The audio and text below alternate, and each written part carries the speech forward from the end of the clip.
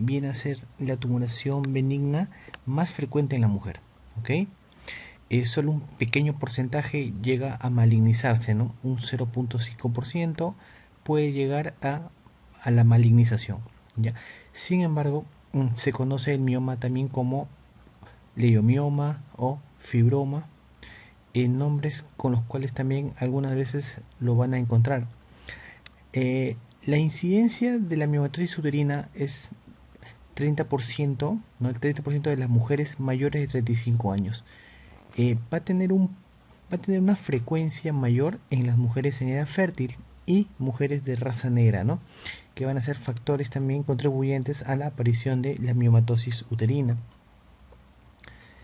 La miomatosis uterina viene a ser la causa más frecuente de histerectomía, ¿no? A nivel Perú y a nivel mundial. La causa más frecuente de la histerectomía es la miomatosis uterina, ¿ok? Fijen eso.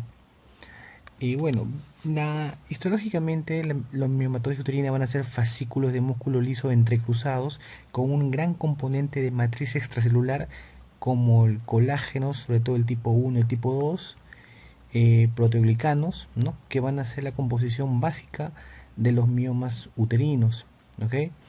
Básicamente va a haber un solo tipo histológico, va a ser una expansión monoclonal de un tipo histológico, un solo tipo celular. Macroscópicamente van a tener unas apariencias blancas, nacaradas, firmes, con una pseudocápsula que le envuelve,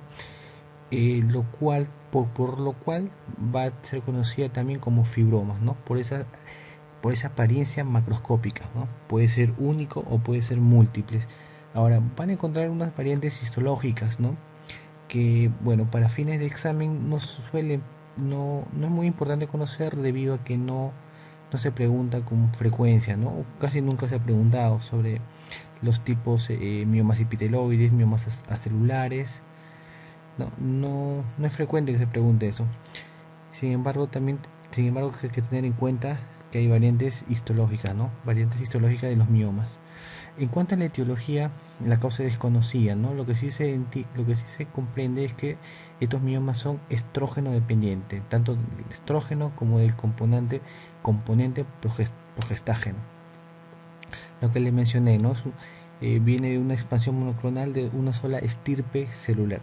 Ahora, lo importante de los miomas, lo que suele preguntarse con mucha frecuencia es la clasificación, ¿no? Y cuál es el tipo más frecuente.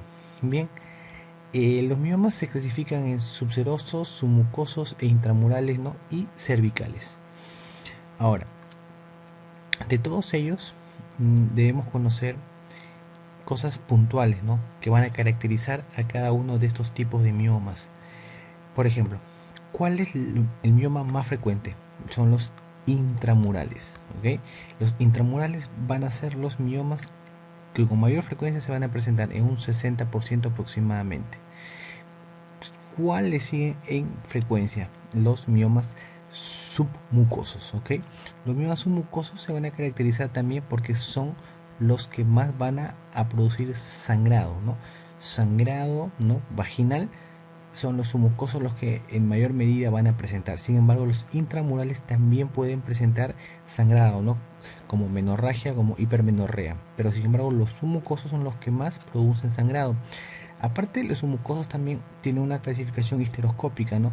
Tenemos la clasificación de Bethesda, la clasificación de Wamstacker, ¿no? Son clasificaciones histeroscópicas sobre los miomas submucosos. No suele preguntarse eso, por lo que no vamos a ahondar en ese tema. Lo importante que deben conocer en los submucosos son los que producen mayor sangrado. Los subserosos, que se encuentran debajo del peritoneo visceral uterino. Los subserosos se van a caracterizar, ¿por qué? Porque cuando obtienen un gran tamaño, pueden ser evidentes a la palpación abdominal. Los cervicales o miomas abortivos, ¿no? Se van a caracterizar porque producen dolor, debido a que van a dilatar el cuello del útero, ¿no? Produciendo contracciones, y eso va a producir dolor en la paciente, ¿ok? Aquí vemos una imagen, ¿no? Cómo es que el mioma submucoso no va a erosionar el endometrio, va a también aumentar la superficie endometrial donde está implantado el mioma, por donde sobresale el mioma, y esa área va a producir el sangrado. ¿no? Como menorragia o hipermenorrea. Cuadro clínico. Importante conocer el cuadro clínico. Los miomas son asintomáticos en su mayoría, ¿ok? Son asintomáticos en su mayoría, pero cuando producen síntomas, lo que va a caracterizar al mioma, a los miomas submucosos es el sangrado, ¿ok? El sangrado como en forma de hipermenorrea. Como mencionamos en una clase anterior, el mioma submucoso produce hipermenorrea o menorragia, lo cual se define como sangrado menstrual mayor de 7 días o en cantidad abundante mayor a 80 cc por día de sangrado. ¿Okay? Eso es la hipermenorrea, que es lo que va a caracterizar a los miomas submucosos. ¿Okay? Pero también tener en consideración que en más del 50% los miomas son asintomáticos. ¿Okay? Dolor. ¿Por qué producen dolor los miomas? En el caso de los miomas subserosos, los miomas pediculados, cuando hay torsión del pedículo, miomas torcidos van a producir mucho dolor.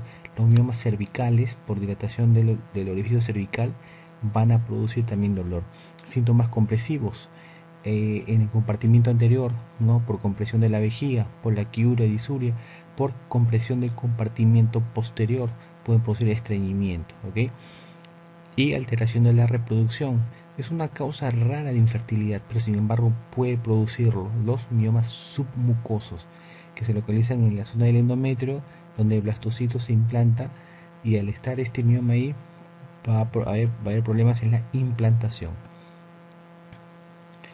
Aquí lo que le mencionaba, cuando el sangrado es abundante, puede llegar la paciente a llegar a un cuadro de anemia, ¿no? Anemia severa o anemia moderada, dependiendo la cantidad de sangrado, ¿no?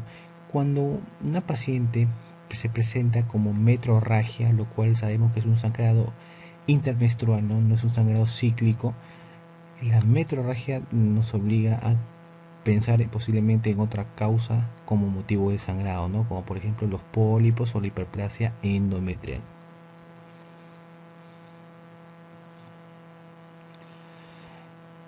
Bueno, esto no es tan importante para fines de examen, pero para conocimiento general, importante saber, ¿no? Que los miomas producen sangrado porque aumentan la superficie endometrial, se van a producir unas lagunas venosas y erosiones locales del endometrio, ¿no? Es esta la fisiopatología, cómo es que los miomas submucosos van a producir sangrado. Aquí los síntomas compresivos, como les mencionaba, ¿no? La polaquiuria, el tenesmo vesical, dificultad en la defecación, ¿no? Todo eso puede ser síntomas que aparecen en una mujer, sobre todo en miomas gigantes, ¿no? El dolor, como lo explicamos anteriormente, algunas personas van a decir, no, los miomas no duelen. Los miomas pueden producir dolor, ¿okay? Dolor agudo como una complicación en el caso de los pedículos torcidos, los miomas torcidos y los miomas abortivos cervicales, claro que producen dolor e inclusive son causa de dismenorrea. Alteración en la reproducción, como lo mencionamos, ya sea por implantación, dificultad en implantación de blastocito, ¿no? Por distorsión de la cavidad, alteración endometrial o oclusión tubárica, ¿okay? Todas estas alteraciones van a alterar de alguna manera la reproducción, pero ojo que los miomas no son causa habitual de infertilidad, pero sí podría producirlo. ¿Cómo hacemos el diagnóstico nosotros de los miomas? Miomatosis uterina. Historia clínica en una paciente que viene con una historia de sangrado menstrual de duración mayor a 7 días, un sangrado menstrual en cantidad abundante, ¿no? Mayor de 80 cc día. Entonces la paciente va a decir, sangro mucho en mis periodos menstruales. Al examen físico, aparte de ello también, ¿no? Evaluar, ¿no? Mujer fértil, de raza negra, todos esos son factores que van a favorecer, que van a producir este, bastante sospecha de que se trate de una miomatosis uterina. Al examen físico, a la palpación bimanual, ¿qué es lo que vamos a encontrar a la palpación bimanual? Un útero aumentado de tamaño, un útero no homogéneo, ¿no? Con deformidades, Y en imágenes, en exámenes complementarios, lo que nos va a dar bastante certeza en el diagnóstico, bastante ayuda diagnóstica, va a ser la ecografía transvaginal. ¿Ok? La ecografía nos va a ayudar a poder definir nuestro diagnóstico de miomatosis. Otros exámenes que nos van a ayudar también complementarios, exámenes complementarios, va a ser la resonancia magnética, ¿no? La tomografía, la histerosonografía y lo que es la histeroscopía. Algo también que tener en cuenta, los pólipos endometriales se pueden confundir mucho con los miomas submucosos, ¿no? Debido a la ubicación y debido a que producen la misma clínica. Entonces, ¿cuál es la prueba diagnóstica que nos lleva a poder diferenciar entre un pólipo endometrial y un mioma submucoso? Eso podría ser pregunta de examen. ¿Cuál es esa prueba diagnóstica complementaria?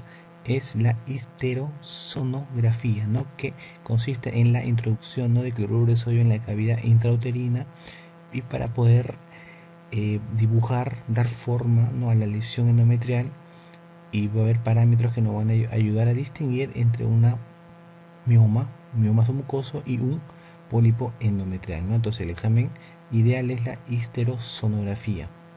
Ok, ¿cuáles son los tipos de degeneración que se producen? La más frecuente es la degeneración hialina, ¿ok? Esa va a ser la degeneración más frecuente. Luego esta degeneración hialina, ¿no? se puede producir procesos de licuefacción y viene lo que es la degeneración quística, ¿no? También tenemos la degeneración grasa, la calcificación y la degeneración roja, ¿no? o degeneración necrótica, que es la más frecuente tipo de degeneración que se presenta en la gestación, debido al crecimiento del mioma, debido al crecimiento del útero. Va a haber crecimiento del mioma por estímulo de los estrógenos y los progestágenos que se incrementan en la gestación. Va a haber un aumento del volumen de este mioma y van a haber zonas que no van a poder no va a poder sostener este crecimiento con una neovascularización, por lo cual va a haber áreas necróticas, ¿no? Y eso es lo que conocemos como degeneración roja, por el crecimiento progresivo y rápido del útero, ¿no? en la gestante. Entonces la degeneración roja es la degeneración más frecuente en la gestación. Aquí una imagen de un mioma, ¿no? una gestante, ¿no? que va a producir una degeneración roja. Ahora, si nos preguntan, ¿los miomas son benignos? Es cierto, pero ¿tienen capacidad de malignizarse? Sí, hay una degeneración de los miomas que es la degeneración leiomiosarcomatosa y esa es maligna, ¿no? Y esa se presenta en un 0.5%. ¿En quién debemos sospechar en esta degeneración maligna del mioma? En mujeres posmenopáusicas, o sea, mujeres que no están en edad fértil, ¿no? y un crecimiento muy rápido de este tumor. Deben hacernos pensar en un leiomiosarcoma. A ver, otras consideraciones a tener en cuenta. Si nos preguntaran, ¿no? ¿Cómo reacciona o cómo progresa el mioma, cómo se comporta el mioma en la gestación? Básicamente la partimos en tres partes iguales. Una tercera parte crece, una tercera parte permanece igual y una tercera parte disminuye su tamaño. ¿Okay? Hay una gráfica ahí para que se acuerden, ¿no? de cómo se comportan los miomas en la gestación. No olvidar que la degeneración más frecuente es la degeneración roja y que por el proceso de isquemia va a cursar con dolor. Produce infertilidad, puede producir aborto tardío. Si la zona del mioma está cerca de la zona de implantación de la placenta, puede producir DPP, amenaza de parto prematuro. Tratamiento. Tenemos tratamiento médico, tratamiento conservador y tratamiento quirúrgico, ¿no? El tratamiento conservador en mujeres que quieren conservar su fertilidad se puede aplicar, se puede realizar una miomectomía, ¿no? Tratamiento médico también con análogos de la GnRH, ¿no? Los análogos de la GnRH Los AINES, sobre todo para los submucosos que producen mucho sangrado, ¿no? Los AINES podrían disminuir el sangrado vaginal, el sangrado por el mioma submucoso. Sin embargo, no hay mucha bibliografía. El sustento basado en evidencia todavía no es muy contundente en lo que es el uso de los AINES en la hemorragia por mioma submucoso, ¿ok? pero, pero definitivamente es usado, ¿no? Y hay evidencia que también pregona sobre su uso, ¿no? Y sus beneficios en cuanto a la disminución del sangrado. Los análogos de la GnRH. ¿Por qué? Los análogos de la GnRH que van a producir inhibición de la sensibilidad de los receptores de la GnRH en la hipófisis por interiorización de los receptores. Por lo tanto, esa desensibilización de los receptores de la GnRH en el hipotálamo van a producir inhibición de la secreción de la LH y la FSH, ¿no? Por lo tanto, no va a haber estímulo estrogénico que incremente el tamaño del mioma, por lo que va a producir disminución del tamaño del mioma. Intervención quirúrgica, histerectomía, ¿no? En tumores refractarios a tratamiento que producen mucho sangrado, tumores gigantes, ¿no? Que producen demasiado dolor, ¿no? Y con sospecha de malignidad está indicado el tratamiento quirúrgico. Tenemos la miomectomía o tenemos la histerectomía, ¿ok? Como dos alternativas, ¿no? Quirúrgicas, ¿no? Miomectomía en mujeres que quieren conservar su deseo tienen todavía deseos genésicos, quieren conservar su fertilidad, se le realiza la miomectomía, ¿no? Hay mujeres que ya tienen deseos genésicos satisfechos, se podría realizar la histerectomía. Una paciente, una gestante que es sometida a cesárea y que es portadora de un mioma, no está indicado sacar el mioma en el acto quirúrgico de la cesárea, ¿ok? Tengan claro eso, ¿no? Se va a diferir la miomectomía para otro tiempo, para otra operación.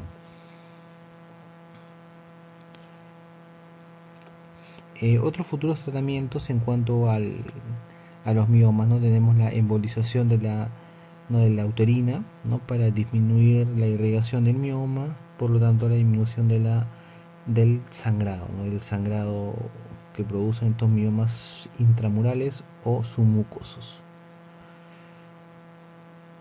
En un solo útero podemos encontrar gran cantidad de tumores benignos de estos miomas y diferentes tamaños, ¿no? Inclusive llegando a tamaños gigantescos, ¿no? Como estos miomas de más de 30 centímetros.